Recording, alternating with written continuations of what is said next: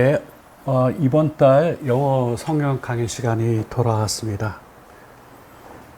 네, 오늘은 여기 칠판 우측에 나와 있듯이 오늘 영어 성경 강해가 95번째 강해를 맞습니다. 오늘도 제목은 변함없이 주 예수여 오시옵소서. 오늘 6번째 시간이 되는데요. 자, 저 숫자는 항상 3 플러스로 전제하고 들어오니까 이게 이 앞에 3번의 강에는 도입이 있었고요. 지금 오늘 이제 6번째니까 실제로 주 예수여 오시옵소서라고 하는 이 책의 내용으로 진입을 해서 오늘은 3번째 시간이 되는 거죠. 이렇게 이 숫자에서 3을 빼면 그 원진도의 내용이 되겠습니다. 오늘 그 부제는 재림에 대한 사랑을 구체적으로 어떻게 나타나야 하는가? 우리가 첫 번째 다시 말씀드리면 93강에서 재림에 대한 사랑을 갖지 않는다라고 하는 것은 곧 초림의 은혜를 망각한 것이다 라고 하는 사실을 우리가 확인을 하였습니다. 그리고 이제 94강으로 진입해서 우리가 다룬 중요한 주제는 진정한 기독교인의 반드시 있어야 될 그 표징이 뭐냐 했을 때 그 재림에 대한 사랑이다. 초림에 대한 사랑은 반드시 재림에 대한 사랑으로 이어져야 한다. 그거였고요. 오늘 그 95강에 진입하여서는 그럼 구체적으로 이 재림에 대한 사랑은 어떻게 나타나야 하는가? 우리가 무엇을 기준으로 우리가 진정 주님의 재림에 대한 사랑을 올바르게 갖고 있는가, 갖고 있지 못하는가? 우리가 그거를 분별하려면 이게 분명해져야 합니다. 주의 재림에 대한 그 사랑은 어떻게 나타나야 하는가? 그것이 오늘 다루게 될 중요한 주제가 되겠습니다. 이제 오늘 본격적인 강해에 앞서서 오늘 우리가 다루게 될 강해 내용들에 대한 전체적인 그 아웃라인을 먼저 설명드리도록 하겠습니다. 한 가지 전체적인 흐름의 특징은 오늘 강해는 94강을 지난번 94강을 충실히 듣게 되면 자연스럽게 여기서 중요한 질문이 발생하는 게 있어요. 3가지 중요한 질문이 발생합니다. 그래서 오늘은 94강이 자연스럽게 제시한 중요한 그 내용에 대하여 응답하는 내용으로 구성을 하겠고요. 그리고 우리가 텍스트 상으로서는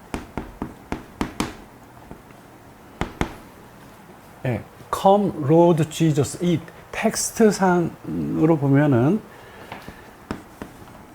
13페이지에 그 상단에 보면 뭐가 등장하냐면 마태복음 10장 37절에 대한 37절이 등장합니다. 근데 오늘 강의 본문은 34절로부터 잡아서 38절까지 진행이 되는 이유는 저 38절이라고 하는 것이 홀로 존재하는 절이 아니라 34절부터 시작되고 있는 이 전체적인 문맥 속에 들어있는 그런 절이기 때문에 오늘 34절부터 38절 전체 흐름 속에서 저 37절을 우리가 포커스합니다. 그러니까 우리가 지금 다루고 있는 이 책의 진도 입장에서는 저 본문 하나를 우리가 다루는 거예요. 그렇기 때문에 오늘 텍스트 상으로 크게 참고해야 될 부분은 없습니다. 그러니까 여러분 잘 들어서 이해를 해 주시기 바라고요. 자, 그러면 지난 94강이 우리에게 자연스럽게 던진 질문이 셋이 있는데 그 질문이 뭐냐? 첫째, 재림에 대한 구체적인 사랑이 뭔가? 이제 오늘 이 부제에 던져놓고 있는 질문과 동일한 거죠. 재림에 대한 사랑은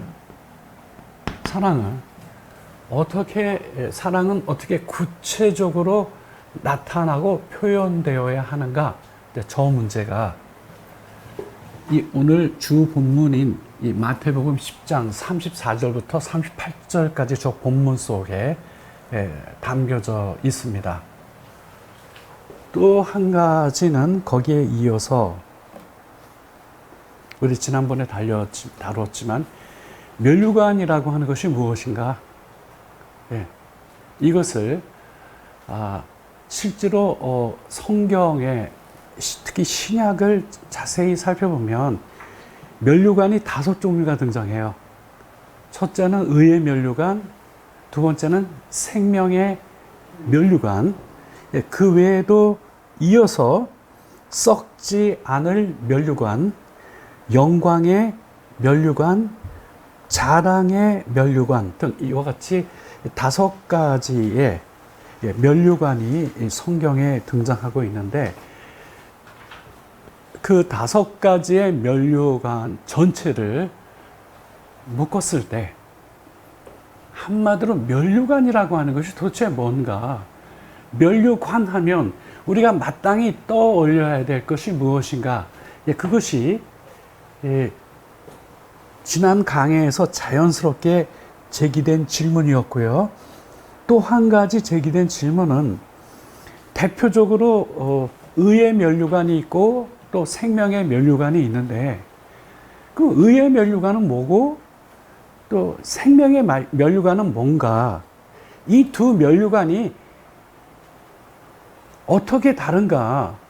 아니면 이 두 면류관이 같은 걸 가리키고 있는가라고 하는 그런 의문이 자연스럽게 제기됩니다. 왜냐하면 지난 94강에서 의의 면류관도 언급하였고 생명의 면류관도 언급한 바가 있기 때문에 그렇죠. 그래서 근본적으로는 면류관 하면 신약 성경에서 우리에게 무엇을 티칭하기 위하여 면류관이라고 하는 것을 등장시켰는가?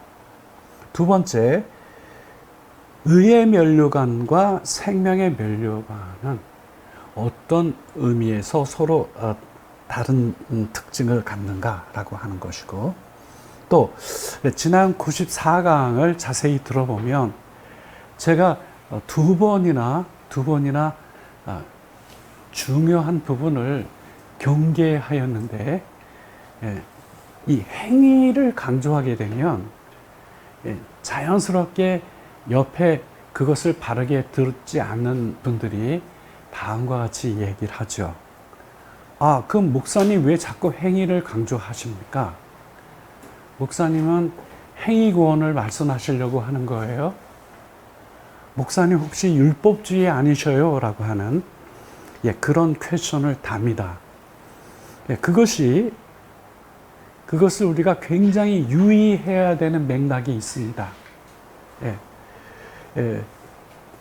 왜냐하면 그 부분은 제 자신이 그와 같은 과정을 거쳐오면서 성화를 위하여 구체적인 행위를 우리가 강조하게 될 때에 그때 꼭 거기에 토가 달려 나오는 것이 그게 바로 다름이 아니라 그렇게 되면 율법주의를 말씀하시는 거 아닌가요?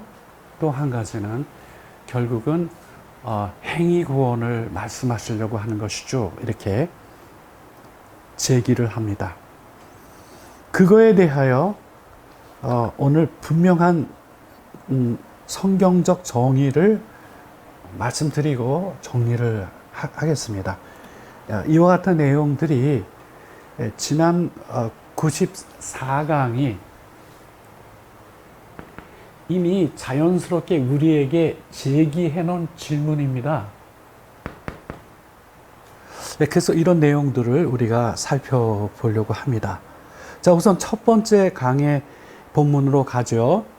마태복음 10장 37절로 가겠습니다.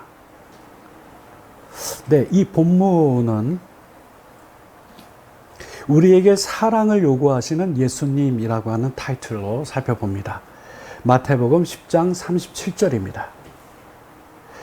바로 이 본문이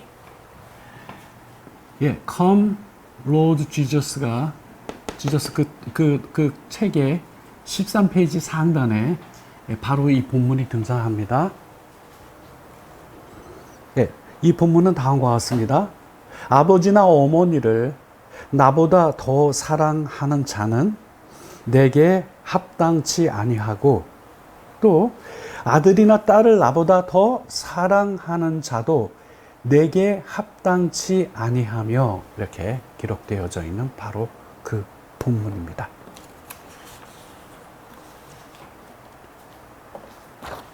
여기에 들어있는 중요한 강의 포인트는 이 합당하다라고 하는 이 표현이에요. 합당하다.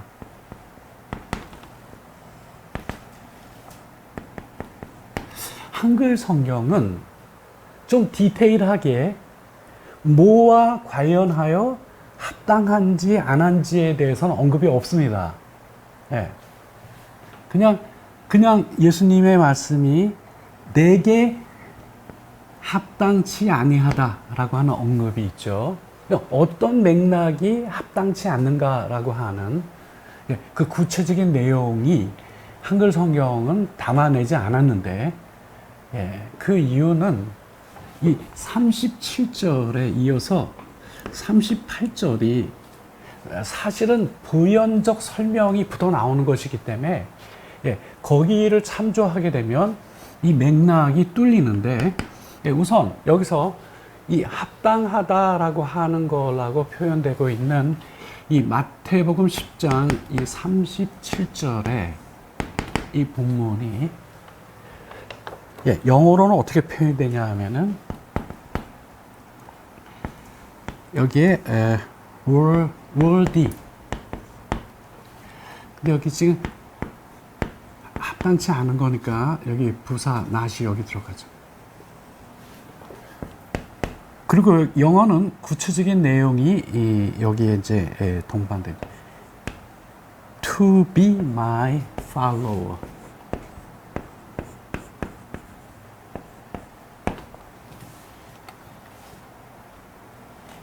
그러니까 is not worthy라고 하는 것은 이 worthy라고 하는 이 형용사는 기본 미닝이 가치가 있다, 혹은 적합하다, 혹은 합당한 그런 뜻이거든요. 근데 이 not이 붙어 있죠. 왜 그러냐면 여기 등장하고 있는 이 주어가 아버지나 어머니를, 즉 부모를 예수님보다 더 사랑하는 이들은, 이게 주어니까 이들은 합당치 않다, 적합치 않다. 근데 뭐에 적합치 않냐 하면은 나를 따라오는 자가 되기에 적합지 않다, 합당치 않다, 그 뜻입니다. 다시 말씀드리면, 이따 저 앞에 본문으로 돌아가서 예수님이 이 메시지를 시작하신 그 스타팅 포인트로 가서 예수님이 무엇을 겨냥해서 지금 이 본문을 언급하였는지 우리가 연결을 시킬 필요가 있는데요. 아무튼 지금은 이 본문의 강의 포인트는 우선 이게 합당한이라고 하는 이게 지금 중요한 포인트에 해당이 되기 때문에 이 부분부터 규명을 해놓고 다시 이제 앞에 본문으로 좀 이동을 하겠습니다. 자, 이 워디에 해당되는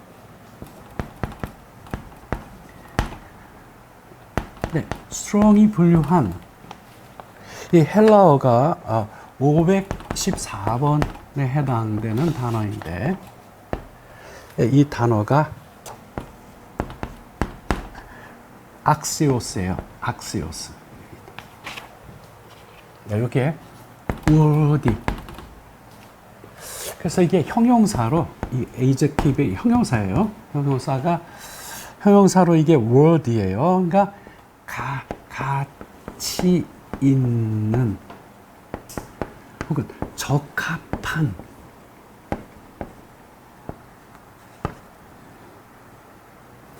예수님의 우리 한글 표현이 합당한 이런 미닝을 갖죠. 근데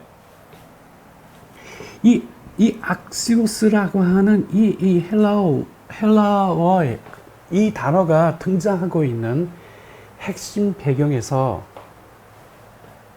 어떤 맥락에서 가치 있고 적합하고 합당하냐라고 하는 것을 판단하는데 그 중요한 배경이 있어요. 이것이 뭐냐 하면은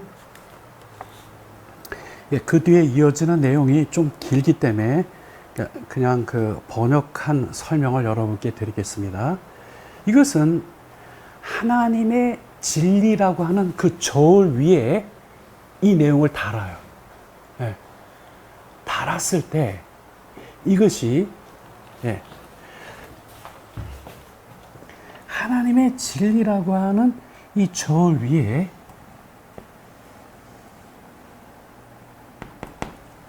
여기다가 이제 올려놓습니다. 그리고 이제 이 무게를 재지요. 그랬을 때, 그 가치가 있다. 그거는 거기에 적합하다. 그것은 그 맥락에 합당하다. 그럴 때 나온 악시오스예요. 그러니까 이거는 이 표현의 배경에는 하나님의 진리라고 하는 거기에 그 내용이 무게가 달리는 그 과정을 거쳐서 판단이 내려지는 그런 용어인 거예요. 합당하다. 라고 하는 것이. 그러니까 우리가 합당한데 뭐에 합당하냐라고 하는 것과 관련하여 여기 영어 성경 표현은 여기에 나를 따르는 자가 되기에 가치가 있는 자다 혹은 적합하다 혹은 합당하다인데 여기에 뭐가 붙냐면 낫이 붙어있죠. 인간의 저울이 아니라 하나님의 저울에 달아놓고 보는 겁니다. 이 내용은. 그랬을 때 예수님을 따르는 자로 보기에 이게 합당하냐? 이게 합당치 않다는 거죠. 무엇이 합당치 않습니까? 부모님을 예수님보다 더 사랑하는 것. 뿐만 아니라 뭐죠? 자녀들을 예수님보다 더 사랑하는 것이 그렇다는 겁니다. 이 판단은 하나님의 진리의 저울이라고 하는 이 엄청나게 민감하고도 정확한 저울에 달아보았을 때, 한마디로 말하면 뭐냐? 하나님께서 보실 때 그렇다는 겁니다. 네, 하나님의 관점에서 그렇다는 거예요. 자, 이렇게 해서 우리는 오늘 강해의 가장 중요한 핵심 본문인 이 10장 37절의 이 내용은 지금 방금 전에 살펴보았듯이 이와 같은 내용을 갖고 있는데, 자, 이 내용은 다음과 같이 두 가지의 내용으로 우리를 자연스럽게 이끕니다. 첫째는 여기 나왔지만 이게 my follower라고 하는데, 예수님을 따르는 자를 뭐라 그러죠? 제자라 그러죠. 제자. 자, 다시 말씀드립니다. 마태복음 10장 34절부터 38절까지의 이 맥락은 두 개를 얘기해요. 저게 뭐가 나오냐? discipleship을 설명하는 거야. 즉, 제자도. 예수님 뭘 말하고 있냐면 지금 제자도에 대하여 말씀하고 계신 맥락인 거예요. 자, 저 맥락을 우리가 자세히 분석하겠지만 첫째 중요한 팩트는 예수님이 이 땅에 왜 오셨냐 이거예요. 왜 오셨냐. 중간에 이제 구체적인 설명이 들어가겠지만 결론적으로 뭐냐 하면 예수님이 이 땅에 오신 이유는 제자를 부르러 오셨어요. 그리고 예수님을 따르는 제자들이 되려면 그에 합당한 게 있어요. 예수님의 제자가 되기 위하여 합당한 게 있어요. 그게 뭐냐면 그게 바로 이 제자도예요. 그 내용으로 자연스럽게 이어져 갑니다. 방금 설명드린 이 마태복음 10장 37절이 오늘 강해의 중요한 본문이 되고요. 자, 우리는 이 본문을 필두로 해서 제자도와 그 제자도가 우리에게 요구하는 것이 무엇인지를 살피게 되면 최종적으로 우리는 무슨 답을 얻게 되냐 하면 오늘 지금 부제에 던져놓은 질문 뭐죠? 재림에 대한 사랑을 어떻게 나타나야 하는가? 재림에 대한 사랑은 어떻게 나타나야 마땅한가? 주 예수여 오시옵소서라고 하는 이 타이틀이 이 제목이 걸려 있는 것은 우리가 주의 재림에 대하여 상고하는 건데, 이 주의 재림에 대한 사랑에 대하여 우리가 지금까지 살폈잖아요. 주의 재림에 대한 사랑이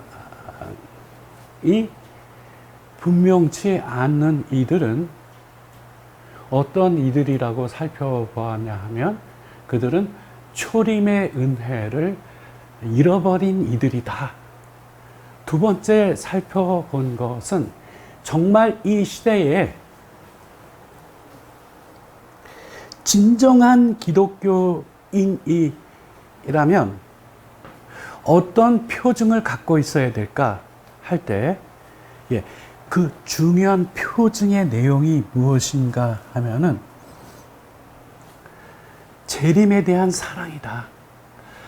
초림에 대한 사랑은 반드시 재림에 대한 사랑으로 이어져야 한다. 재림에 대한 사랑이 있느냐 없느냐에 의하여 우리는 오늘날 진정한 기독교인인가 기독교인이 되지 못하는가라고 하는 것을 점검해야 된다는 겁니다. 그게 중요한 표징이에요. 오늘날 많은 성도들이 그 일에 대하여 별 관심이 없습니다. 여러분, 왜 관심이 없을까요? 제가 이미 설명드린 아주 중요한 포인트는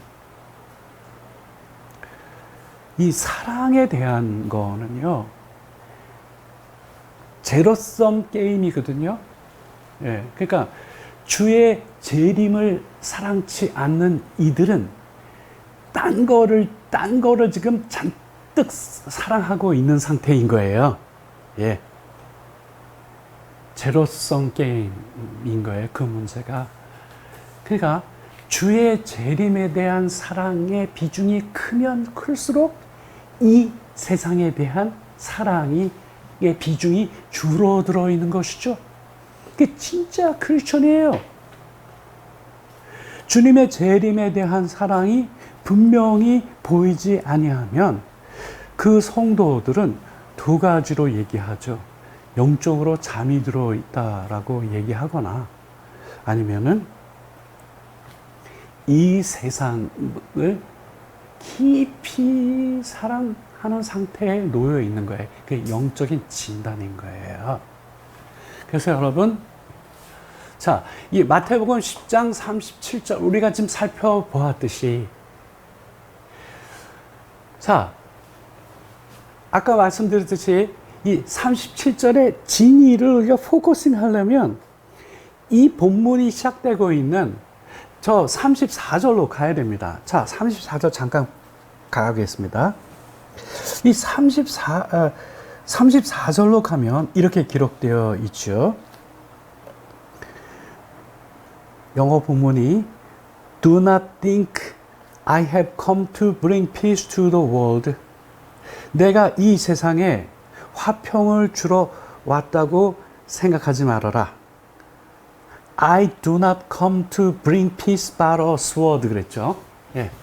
내가 이 세상에 온 것은 not peace but sword.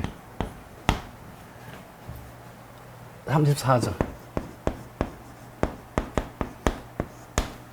자, 예수님이 내가 온 거는 이 평안을 주러 온 게 아니라 뭐죠? 검을 주러 왔다. 자, 여기가 여러분 출발점이 뭐냐면 예수님의 초림해 오신 예수님의 목적 또는 이유를 지금 설명하고 있는 거예요. 중요한. 예수님이 왜 이 땅에 초림하셨는가? 평안을 가져오려고 내가 왔다고 생각하지 말아라. 무엇을 가져오려고 오셨어요? 검을 가져오려고, 이 세상에 검을 가져오려고 오셨다. 그렇게 얘기했어요. 여러분, 근데 이 검이 도대체 무슨 검이냐? 이 문맥을 우리가 살펴보면 아시겠지만 이 검은요, 이게 dividing sword예요. dividing이 뭐죠? 나누는 검이에요. 저 검이. 예. 그래서 예수님이 이 땅에 오시게 되면 화평을 주러 온 것이 아니라 검을 주러 오셨는데, 이 검의 펑션, 이 검의 기능이 뭐냐 하면은 나누는 거예요. 잘라 나누는 거예요. 자, 그렇게 해서 우선 이 디바이딩, 이 나누는 이 기능을 하는 이 검은 두 가지 측면이 있어요. 첫째는 믿는 자와 믿지 않는 자. 자, 그래서 예수님이 어떤 가정에 오시게 되면 거기에 갈라지는 사건이 생기죠. 예, 믿는 자가 생기고 믿지 않는 자로 이게 디바이딩 되잖아요, 그죠? 예. 예, 그 점과 관련하여서는 35절에 사람이 그 아버지와 딸이 어머니와 며느리가 시어머니와 이렇게 나뉘어져서 불화하는 사건이 생기죠. 이 검이 뭐 합니까? 나눠요. 근데 이 검이 이 디바이딩 하는 거는 이뿐만 아니라 신자와 제자를 나눠요. 신자와 제자를 분리시켜요. 정말 디바이딩이 나누는 검이에요. 자, 이 본문은 38절 그 본문에 우리가 확인할 수 있는데, 여기서 우리가 두 가지가 분명해집니다. 자, 예수님의 부르심은 첫째, 제자를 부르심이고요.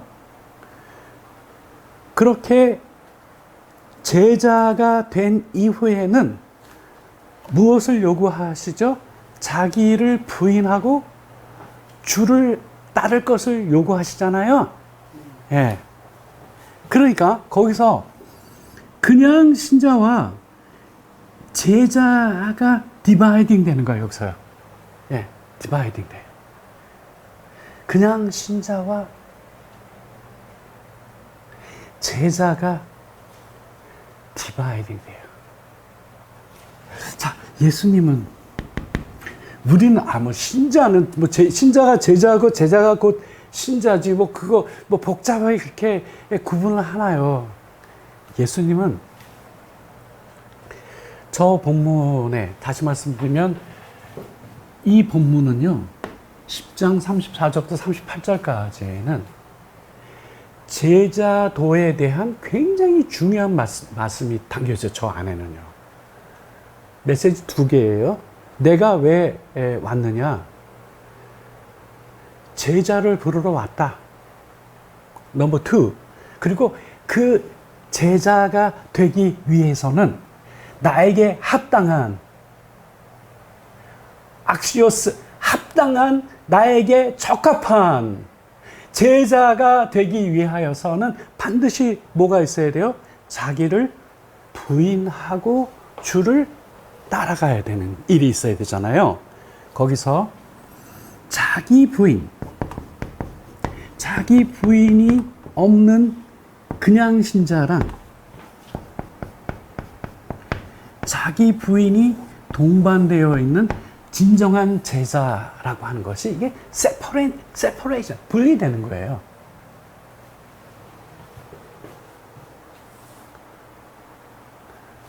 우리는 다 같은 성도라고 생각하잖아요.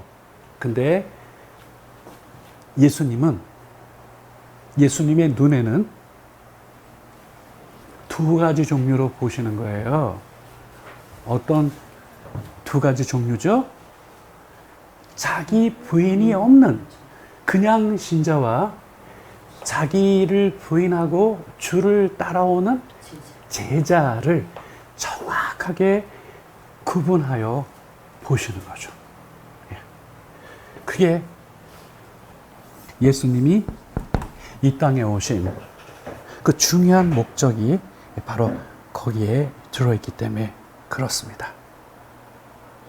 자, 그러면 이제 질문을 하나 더 나아가서 이 검을 주러 오셨는데 이 검이 디바이딩 하는 나누는 검인데 나누는 검이에요. 네, 나누는 검인데 결국은 이 나누는 검으로 볼 때 그냥 몽땅 신자가 아니라 그냥 대충 신자하고 정말 주님을 쫓아가는 제자하고 디바이딩 되잖아요. 그랬을 때 중요한 그 판단 기준이 뭐가 되냐면 셀프 디나이얼이 되죠. 자기 부인.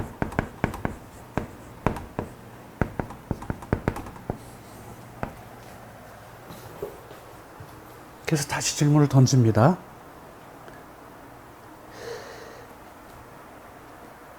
그냥 신자와 예수님의 제자로서 합당한 삶을 사는 그런 제자가 제자를 이 디바이딩 하는 검이신데, 예수님이 검이신데, 이 분리시키는 검, 그 두 개를 분리시키는 이 검의 핵심적인 요구가 이게 자기 부인이죠? 근데 더 나아가면 이 자기 부인은 결국은 뭐를 요구하시는 거는 이 사랑을 요구하시는 거예요. 사랑. 사랑. 자기 부인의 요구는 뭘 요구하시는 거냐면 주님이 사랑을 요구하시는 거예요. 자, 오늘 시작한 저 본문이 뭐였죠? 부모를 누구보다? 주님보다 더 사랑하면 어때요? 내게 합당치 않다 그러셨잖아요. 여기서 합당치 아니하다라고 하는 것은 그냥 단순히 글로 끝나는 것이 아니라 나를 따라오는 제자가 되기에 합당치 않다라고 분명히 선을 그으셨잖아요. 선을. 그리고 그 자기 부인의 핵심은 뭐냐 하면 결국은 이 사랑을 요구하시는 거예요.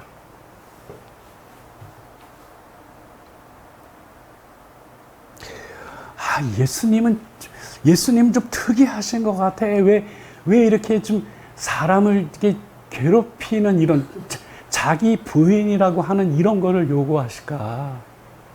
아니에요. 그거는 예수님이 우리에게 요구하시는 건 사랑을 요구하시는 거예요. 그 과정에 자연스럽게 나타나는 현상이면 자기 부인이 나타나게 되어 있는 것이죠. 자, 여러분, 여기서 우리가 분명히 해둘 게 있습니다.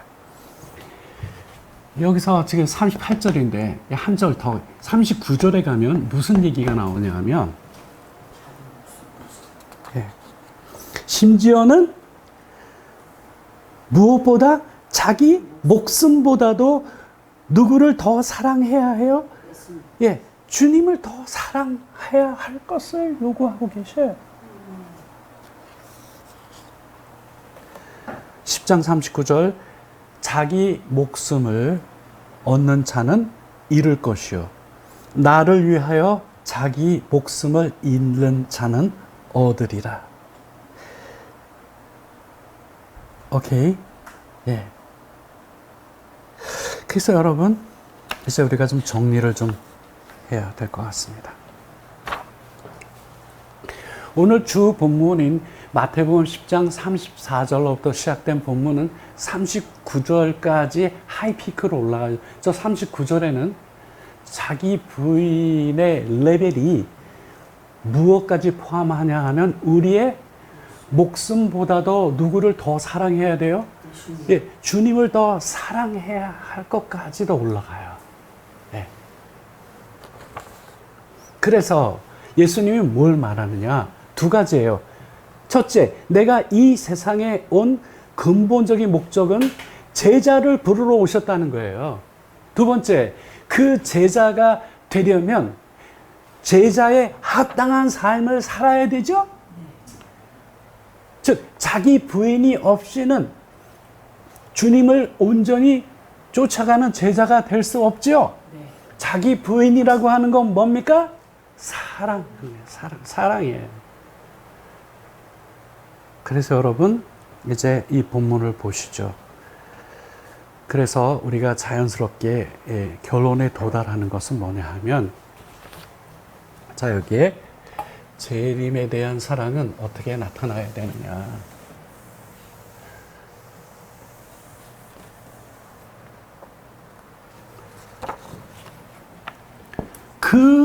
그 무엇보다 누구를? 주를 그 무엇보다 주를 사랑하는 것으로 나타나야 한다는 거죠. 뭘 포함해서? 목숨을 포함하여 그 무엇보다도 누구를? 주를 사랑하는 것으로 나타나야 한다. 바로 이 사람이 주의 재림을 정말 사랑하는 이들의 모습인 거예요. 오케이? 예.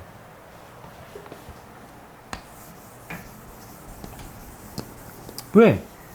예수님이 초림하신 이유는 제자를 부르셔서 자신을 따라오게 하도록 하기 위하여 오셨기에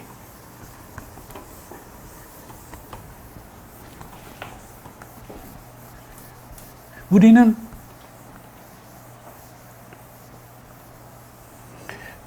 자연스럽게 다시 오실 주님에 대한 사랑이 이렇게 표현되는 삶을 살아야 된다 그 얘기잖아요. 네. 그 무엇보다 주를 사랑하는 것으로 나타나야 된다. 네. 이게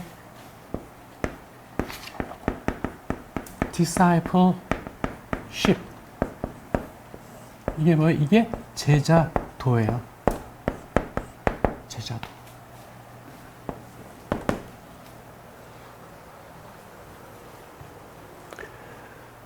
지난 14일에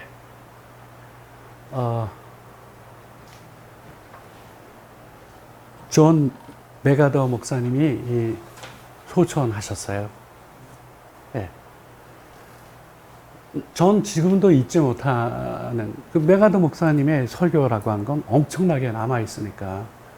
근데 지금도 그 한 번 들었던 그 설교의 내용이 지금도 잊어버리지 않은 거는 이 한마디였어요.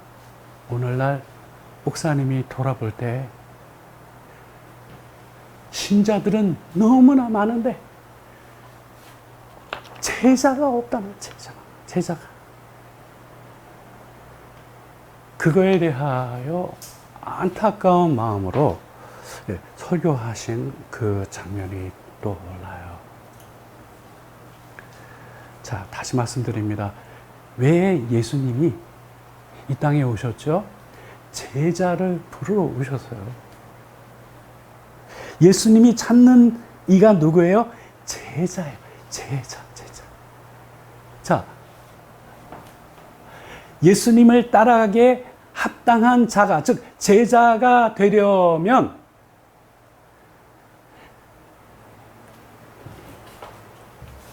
반드시 뭐가 있어야 돼요? 자기 부인이 있어야 되죠. 오케이? 자, 자기 부인의 핵심 내용이 뭐예요? 사랑이죠. 주님을 사랑해야 된다는 거죠. 어느 정도로? 그 무엇보다도 자기 목숨을 포함하여 그 무엇보다도 주님을 사랑해야 된다. 이게 제자도예요. 우리가 하나님께서 이렇게 허용해 주셔서 주 예수여 오시옵소서라고 하는 이 시리즈를 시작한 목표가 바로 이거예요.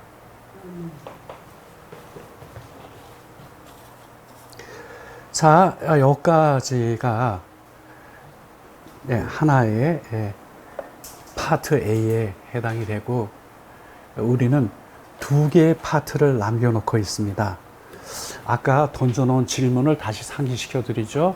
우리는 지금 두 가지 작업을 할 건데 첫째는 면류관이 신약 성경에 보면 5가지나 나오는데 그 5가지 면류관을 한마디로 아우를 수 있는, 그럼 면류관이 뭐야? 왜 신약 성경은 면류관이라고 하는 이 표현을 사용하지? 이거는 지난번에 제가 말씀드렸지만은 이렇게 모자에 쓰는 고위 지위를 나타내는 이 모자에 쓰는 이 네모난 이게 면이죠, 면. 그리고 여기에 앞에 달려 있는 신분을 나타내는 이 줄이 이게 류예요, 류. 그래서 면류관이라고 하잖아요. 신약 성경이 면류관 할 때 성도들은 마땅히 무엇을 떠올리기를 원한 것일까? 오케이. 예. 그거 정리가, 자연스럽게 남아있던 숙제였고, 또 구체적으로, 그러면, 그건 공통적인 거고요. 그러면, 의의 면류관은 뭐고, 또 생명의 면류관은 뭐야? 라고 하는, 이제, 예, 이 두 가지의 해명을 우리가 말씀 속에서 정확하게 포착할 필요가 있습니다. 예, 이 부분을 우리가 해결하기 위하여서 고린도 전서 본문으로 갑니다. 고린도 전서 9장 24절과 25절 이 본문으로 가고 이따가 베드로 전서 1장 4절로 함께 이 본문을 배경으로 방금 전에 우리가 던져놓았던 두 가지에 대한 질문을 우리가 해결하려고 합니다. 도대체 성경을 읽다 보면 왜 면류관, 생명의 면류관, 영광의 면류관, 이렇게 영광의 면류관 이렇게 다양하게 나오는데 신약 성경은 우리가 면류관 하면은 마땅히 떠올려야 할 것 무엇을 염두에 두고 이 표현을 사용하고 있는 것인가? 두 번째는 각각의 면류관이 서로 어떻게 다른가? 자, 그 얘기입니다. 자, 우선 본문부터 보시죠. 24절에 보면 운동장에서 다름질하는 자들이 다 달릴지라도 오직 상을 받는 사람은 몇 사람이에요? 한 사람인 줄을 너희가 알지 못하느냐. 즉 너희들도 다 알지만 상을 타는 사람은 몇 사람이에요? 한 사람. 오늘날 올림픽은 금메달, 동메달, 은메달, 동메달이 있지만 그때는 1등만 상이 주어졌어요. 너희가 다 알지 못하느냐. 그러면서 이어지는 본문이 너희도 상을 받도록 이같이 다름질하라. 자, 이같이 다름질하라라고 하는 건 뭐예요? 몇 등 하도록? 1등을 하는. 다름질을 할 것을 이야기하고 24절로 들어가면 이렇게 이기기를 다투는 자마다 뭐해요? 모든 일에 절제하나니. 그렇죠. 선수들은 모든 것을 절제하고 1등 하기 위하여 엄청난 훈련에 진입하죠. 예. 모든 일에 절제하나니. 자, 여기가 중요한 포인트예요. 그들은 무엇을? 썩을 승리자의 관, 즉 썩을 면류관을 얻고자 하되 우리는 뭐예요? 썩지 아니할 것, 즉 썩지 아니할 면류관을 얻고자 그렇게 하는 거다라고 하는 거죠. 그죠? 오케이? 예. 자, 이 세상에 주어지는 그 1등한 이에게 주어지는 스테파노스, 그 월계관이라고 하는 건, 송기정 선수의 머리에 씌워졌던 그 월계관이 며칠을 갔겠어요? 금방 시들어 없어졌죠. 그런데 이거랑 비교하잖아요. 그런데 우리가 지금 1등 하도록 그같이 신앙의 경주를 하여서 우리가 얻게 될 그 면류관은 어떤 면류관이에요? 썩지 아니할 면류관이라고 하는 것이죠. 오케이? 예, 그것에 대하여 우리는 좀 더 분명한 인포메이션을 저 베드로 전서 1장 4절 본문을 통하여 우리가 확인할 수 있어요. 베드로전서 1장 4절입니다. 썩지 않고 더럽지 않고 쇠하지 아니하는 뭐죠? 유업을 있게 하시나니 곧 너희를 위하여 어디에? 하늘에 간직하신 것이라.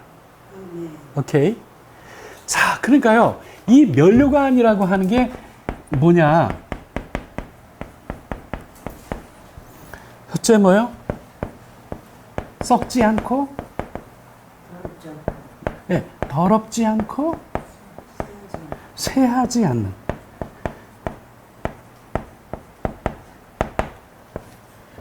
그 다음에 너희를 위하여 어디에? 하늘에 간직된 뭐죠? 이게 유업이 유업.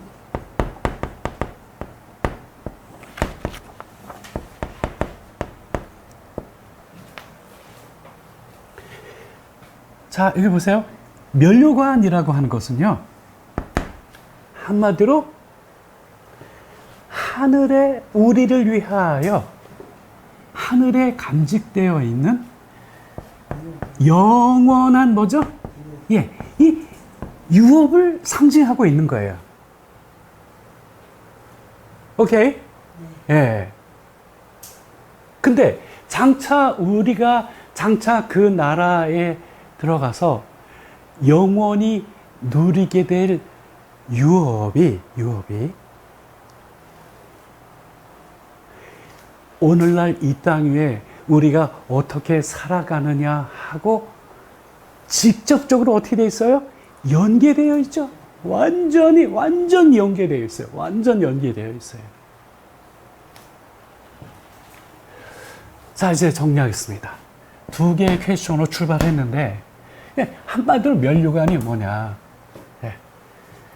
썩지 아니하고 더럽혀지지도 않고 쇠하지도 아니하는, 우리가 장차 그 나라에 들어가서 영원토록 누리게 될 뭐죠?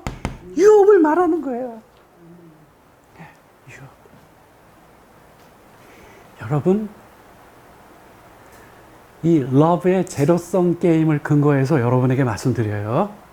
우리의 모든 관심과 사랑이 저 나라에 저 유업에 가 있는 분은 절대로 이 세상과 이 세상에 들어있는 것을 사랑하지 않습니다. On the contrary, 반대로 이 세상을 사랑하고 이 세상에 들어있는 것들을 사랑하는 그런 이들은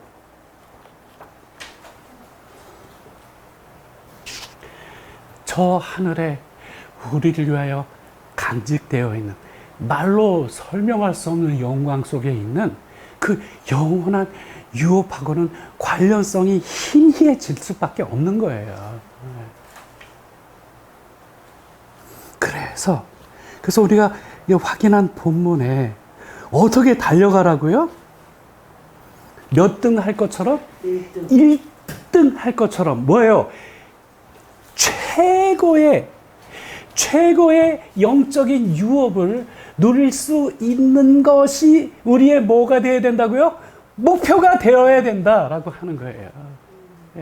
최고의 유업을 얻을 수 있는 그와 같은 이 땅 위에서의 우리의 삶이 그게 그렇게 목표가 되어야 된다라고 하는 거예요. 달리기 하면 금메달 해가지고 동메달 따는 것도 어디냐요? 근데 여기는 은두 동메달도 없어요. 오직 너희가 알지 못하느냐. 오직 뭐예요? 한 사람만이 상을 얻지 아니하냐. 너희도 어떻게 해요? 그와 같이 달려라. 그와 같이 그 상을 얻기 위하여. 이것에 대한 이 사랑이 가득 차게 되면 이 세상은요, 그렇게 아무리 이 세상에 좋은 거 한 개도 없어져요. 어찌 비교나 할 수가 있나요? 이 세상에 있는 거는 거꾸로 어떻게 됩니까? 썩지요? 더러워지지요? 새버리잖아요. 어찌 비교를 할 수가 있습니까? 그래서 여러분, 이게 면류관 하면 우리는 마땅히 무엇을 떠올려야 되냐면, 하늘에 간직되어 있는 나의 영원한 뭐예요? 유업을 가리키고 있는 거예요. 근데 여러분, 성도의 삶에는 다양한 애스펙트, 양상이 있는 거예요. 성도들의 삶이. 그래서 여러분, 이 의의 면류관은 딴 게 아니라 특히 그리스도의 재림을 사랑하고 간절히 기대하면서 그것을 대비하고 준비하기 위하여 거룩한 삶을 사는 사람들에게 약속되어 있는 영원한 하나님의 나라의 유업을 말하는 거죠. On the other hand, 다른 한편으로 이 생명의 면류관은 뭐냐? 특별히 고난 속에서도 시련을 견디고 믿음을 지키는 성도들을 위하여 저 하늘에 마련되어 있는 영원한 기업을 말하고 있는 거예요. 오케이? 그렇기 때문에 의의 면류관과 관련되어 있는 하나님 나라의 유업이 있고 생명의 면류관과 관련되어 있는 하늘나라의 유업이 있다라고 하는 거예요. 영원히 누리게 된다는 점에서는 같지요. 그러나 그 구체적인 내용을 들여다보면 이게 다른 점이 있어요. 자, 이제 마지막 한 부분이 남겨져 있습니다. 지난 그 94강을 하면서 자꾸 이 행위를 강조하니까 그러면 이 설교 듣는 분들이 대부분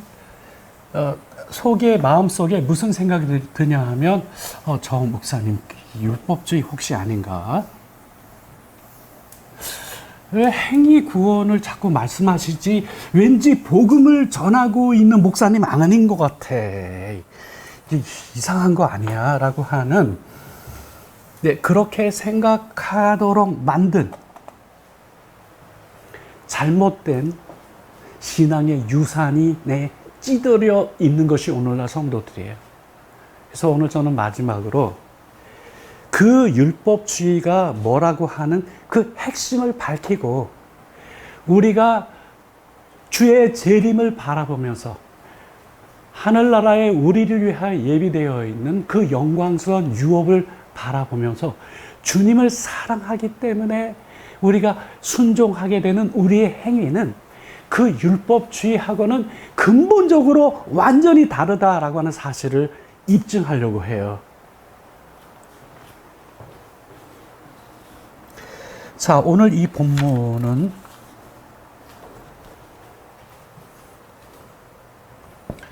고린도전서 7장 32절로 35절 본문으로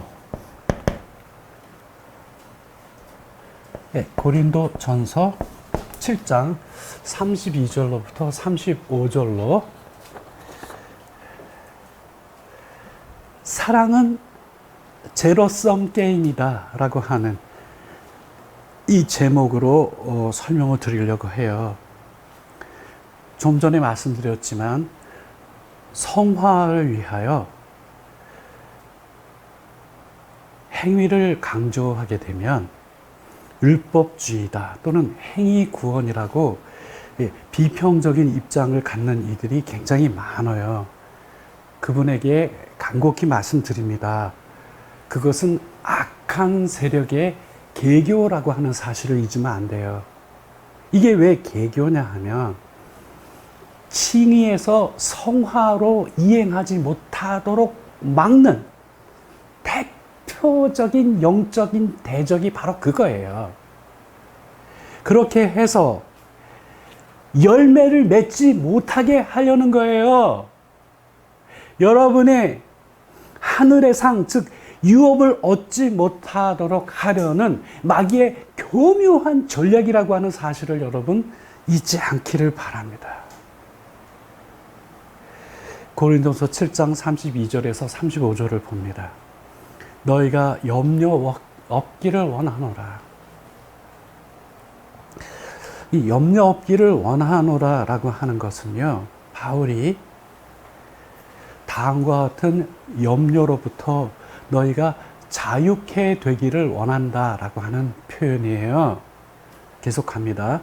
장가 가지 않는 자는 주의 일을 염려하여 어찌하여 주를 기쁘게 할까 하되, 장가 간 자는 세상 일을 염려하여 어찌하여 아내를 기쁘게 할까 하여 마음이 갈라지며. 이게 돼 있죠, 그죠?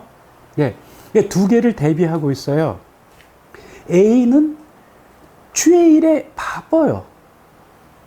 왜냐하면 주님을 기쁘시게 하려고. 근데 B는 세상 일에 바빠요. 왜 그렇죠? 와이프를 기쁘게 하려고. 근데 여러분, 와이프를 기쁘게 하기 위하여 열심히 일하는 거는 결코 정죄의 대상이 아닙니다. 네.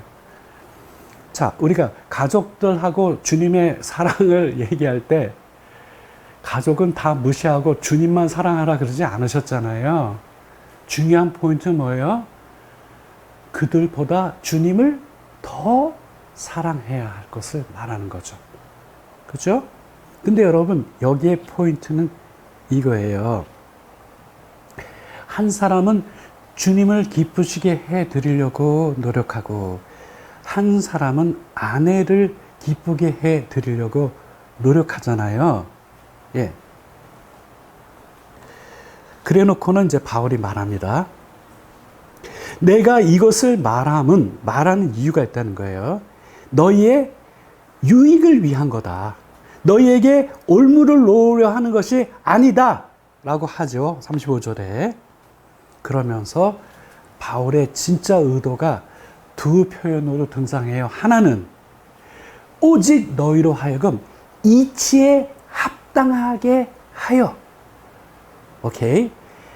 그리고 그 다음 구절이 너무 좋아요.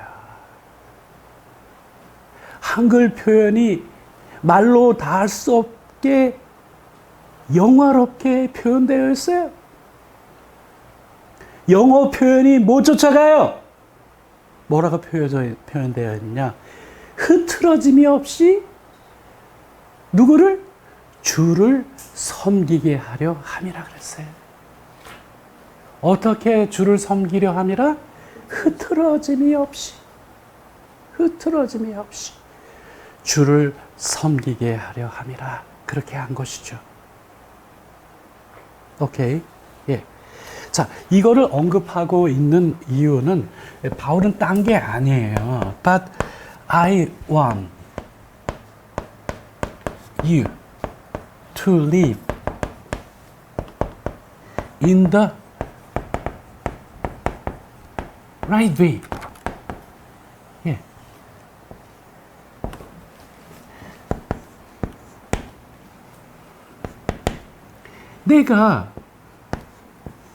나는 너희가 바른 길로 살아가기를 원한다. 네. 바울이 이것을 이렇게 언급한 거는 그들에게 올무를 놓으려고 하는 것도 아니죠. 그들의 유익함을 위하여 얘기하는 거예요. 근데 그 무슨 유익함이냐? 내가 이것을 말하는 정말 중요한 의도는 바른 방식의, 바른 방법의 삶을 너희가 살기를 원하기 때문이다. 그러면 what is the right way? Live in the right. 올바른 방식으로 산다는 게 이게 뭐냐? 아까 제가 설명드렸지만 한글 표현이 너무나 훌륭하게 잘 되어 있는 바로 그 부분에 영어 표현은 이렇게 되어 있어요. Give yourselves fully to the Lord without giving you your time to other things. 자, 바른 방식의 삶을 살기 원하는데 이 바른 방식으로 삶을 사는 것, 이 성도의 삶을 사는 것은 뭐냐 하면은, 자, 이 미다우트 보겠습니다. 너희의 그 소중한 시간을 다른 것에,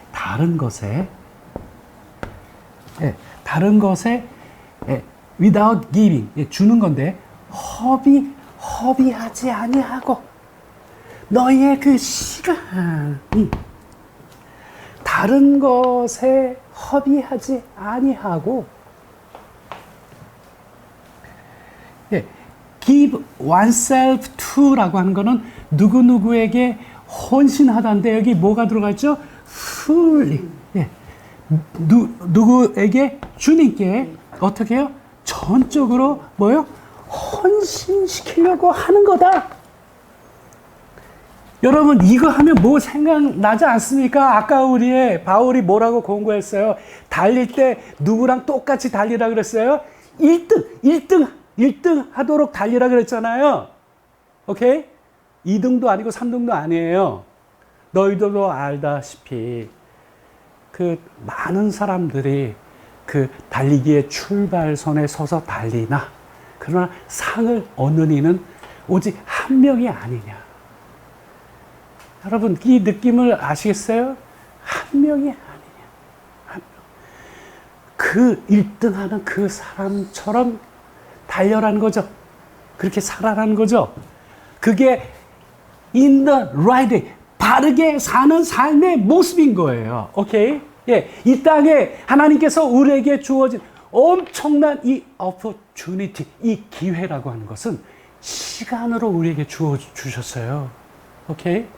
이거는 다른 것들에 우리의 소중한 이 시간을 어떻게 해요? 허비하지 아니하고, 허비치 아니하고, to the Lord, 주님께 fully, 전적으로 헌신하도록 하려는 거다.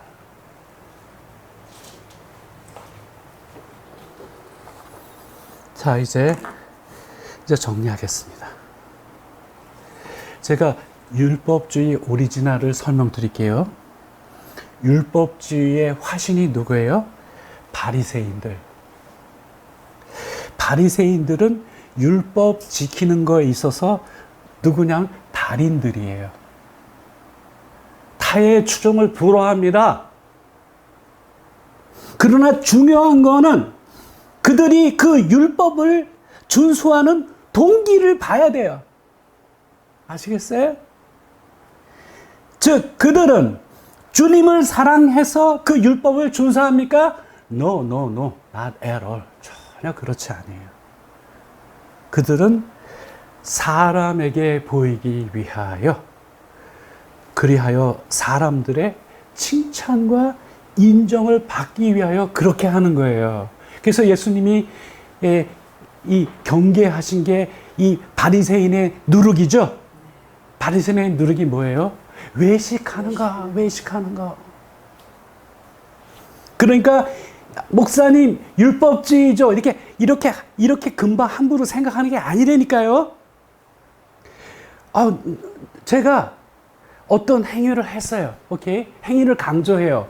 근데 그 목표가 주님을 기쁘시게 해드리는 게 아니라 다른 사람들한테 인정을 받고 다른 사람들의 칭찬을 받기 위하여 그렇게 한다면 저야말로 누구예요?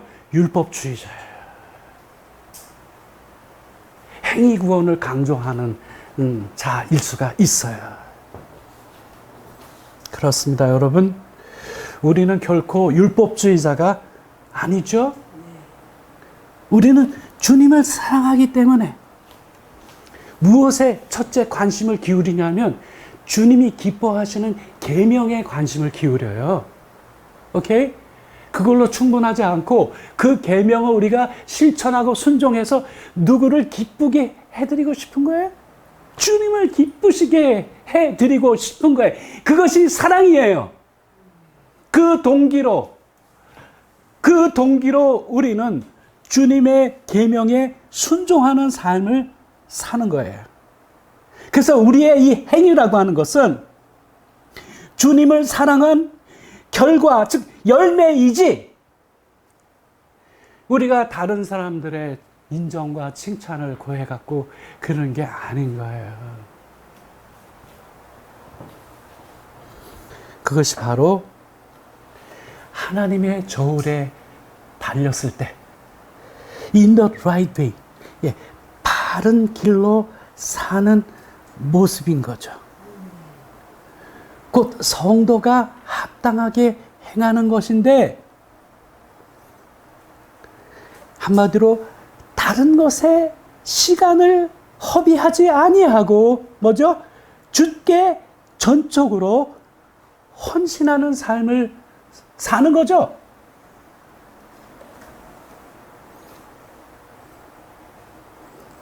참으로 놀랍게 표현하고 있는 한글 성경 표현으로 말하면 흐트러짐이 없이 주를 섬기는 것을 말하는 것이죠. 그렇습니다. 바로 그거예요.